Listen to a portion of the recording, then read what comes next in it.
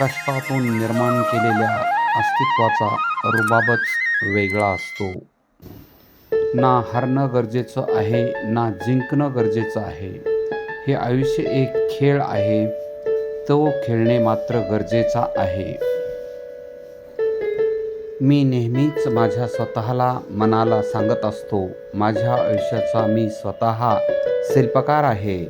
प्रत्येक अनुभवातून एक नवीन शिकवण घेऊन माझं आयुष्य स्वतः मलाच घडवायचं आहे.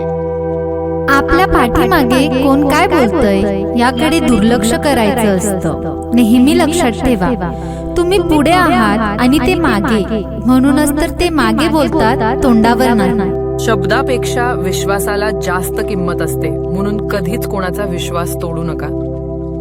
समोरच्या माणसाला तेवढीच इज्जत द्या जेवढी तो तुम्हाला देतो, कारण गरजेपेक्षा जास्त वेळ आणि इज्जत दिली की लोक आपल्याला फालतू समजायला लागतात.